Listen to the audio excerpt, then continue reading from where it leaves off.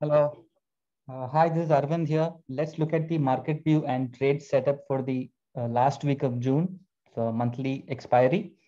So before we go to the Nifty chart, let's start with the Dow Jones chart because US market started to correct after the Fed outcome a few days back, and Dow Jones has fallen more than 1,000 points in the last few days, right? So on Friday, it had a gap down opening and closed at the day's low, and there could be a little more downside, but I feel Dow Jones US markets can actually recover from here because it looks overextended on the downside and it's gone outside the Bollinger Band. So once it takes out the Friday's high, I think it may try to close the gap towards 33,800, and it may recover at least 300 to 400 points. That's the way I see Dow Jones. And you can see the weekly chart also, it is taking support at the 20 moving average, right? So historically, every time we tested 20 moving average, it has given a good recovery, as you can see. So there is a possibility it may recover. It's at a make or break levels. If it breaks this, it's a different story. It may even come to 30,000 or 31,000. That's entirely possible. That could lead to a bigger fall in global markets. Uh, as you can see, RSI has gone below 60. So some kind of weakness is definitely there, but we have to wait and see the next few days if there's any chance of recovery. I think near term, there should be a pullback recovery because it looks extended on the downside. That is my view. Let's look at the S&P 500. Is also weak, though Nasdaq is still holding on to gains. S&P 500 has also come to the outer range of Bollinger Band, so downside could be limited. It may attempt to recover from here to 4,200. That's a possibility. So even historically, as you can see, every time it tested the outer range of Bollinger Band, it has given a decent recovery. You can see here on these two occasions. So that's the possibility here. That's what I'm playing for. So that may help the global markets recover. The other factors like the dollar index, you can see dollar index is actually increased a lot in the last 2 days, 3 days. So there is some resistance zone around 92.5 to 93.5. So that may get halted here. The sharp rise is not good for emerging markets. So this could be a problem for Indian market as well. So unless it holds somewhere here, we can expect more downside. Uh, this is a steep rally, and there's no issues with the bond yields. 10-year bond yields are still down is from the previous highs around 1.7. So this is not a concern for us. But the rupee depreciating is a big concern. You can see from 72 coming to 74 now. It may again find some resistance around 75. That's entirely possible. If that happens, that is good. Otherwise, it may even look to 76 to 77. That's entirely possible. So I think in the near term, there could be some more increase here, but uh, as such, it looks a little overextended, and it may try to halt somewhere around 74.5 to 75. That's possible.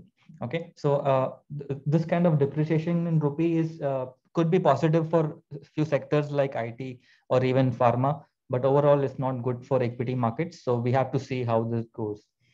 Okay, that's on the dollar.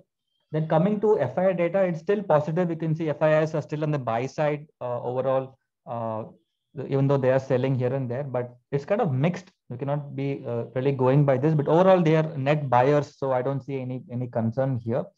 But the problem is, you can see Indian markets are very volatile. SGX Nifty, you can see here on Friday was a very highly volatile day. We fell 300 points, and again, it recovered around almost three. The whole loss was recovered intraday.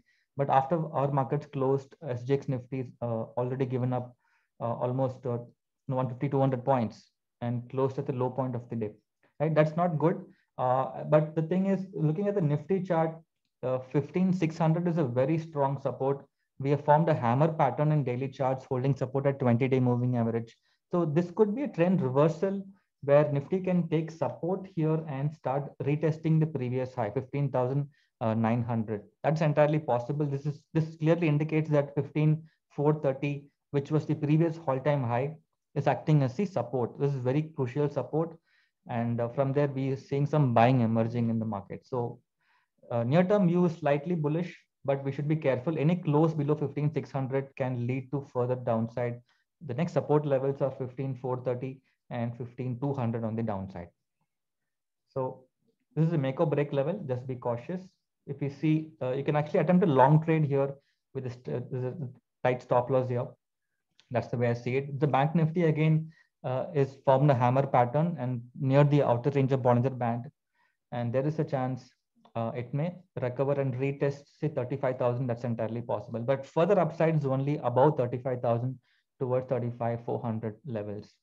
So as of now, 33,900 to 34,000 acting as a very strong support. Right? No, Nifty RSI is also still above 60. That is entirely possible. That RSI 60 support is will hold here and start to recover. That's entirely possible. So I'm more bullish than bearish unless this level breached on the downside.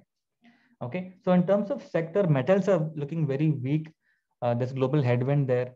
And in terms of sector, I would look to buy in FMCG sector. In terms of stocks, you can look at HUL, Tata Consumer, or even Jubilant Food. These stocks are looking good. Asian Paints. These are defensives which will tend to outperform in a volatile or bearish market. Okay, that's my view for the week. I hope you found this useful. Please like or share this video. If you found it useful, you can also leave your comments here. Okay, so please check the description if you'd like to take my live market support or subscribe to my Facebook page where I post my daily updates. You can also reach out to me by email or WhatsApp. Okay, take care and have a good trading week ahead. Bye-bye.